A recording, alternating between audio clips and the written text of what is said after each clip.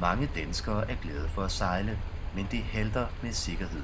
Alene i år har 21 mennesker mistet livet under fritidsfiskeri, sejlads og dykning. Og det får alarmklokkerne til at ringe hos Sten Hemborg, der er daglig leder af Søsportens Sikkerhedsråd. Vi havde jo håbet på et tidspunkt at få et fald i antallet af døde, men hvis vi går nogle år tilbage, så har der jo døde sådan i gennemsnit cirka 15 fritidssejlere om året, og vi har ikke set nogen faldende tendens desværre, og det tegner jo til, at 2012 bliver sådan et anno horribilis, hvor vi allerede nu har 21 døde. Det typiske dødsoffer er en mand. Han er over 50 år gammel, og så har han ikke redningsvest på. Det galt 15 af de 17 omkomne fritidsfiskere og sejlere i år. Der er der jo så kun 2, der har vest på.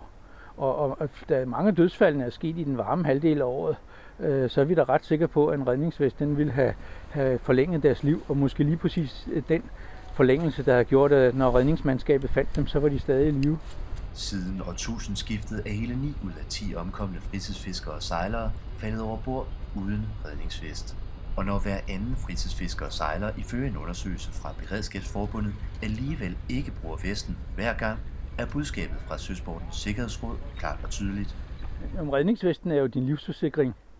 Det er vigtigt at have den på, fordi at det er den, der kan holde dig oppe, og den kan holde oppe, sådan, så du kan trække vejret. Og hvis du nu skulle være uheldig og få bomben i hovedet, så kan en rigtig redningsvest faktisk også vende dig, sådan, så du netop vender bryst og hoved opad. Bag hvert eneste dødsfald ligger individuelle tragiske omstændigheder, men en bestemt form for ulykke går igen i statistikkerne. Det er det typiske scenarie, en midaldrende mand, der sejler ud i en lille jolle og skal hente sin rødspættegarn, og så bliver han overrasket af dårligt vejr, og han har ikke tænkt på at have redningsvest, og han har måske heller ikke stige på sin båd. Så kommer der måske en pludselig bølge eller et vejrskift, eller hans foroverbalance med hans garn hænger fast, og så falder han over bord, og han kan ikke selv komme op i båden, og han har ikke redningsvest på. Og så kan man jo selv i den varme halvdel af året, så kan man faktisk komme til at først dø kulde og derefter drukne.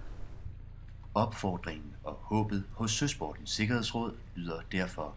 Det der med at gøre det med samme selvfølge, som at man tager sin sikkerhedssele på i bilen, så tager man også redningsvesten på bagefter. Det kunne vi godt tænke os at komme frem til, at man ikke sådan skulle diskutere med sig selv og med sin familie og sine kammerater. Man gjorde det bare.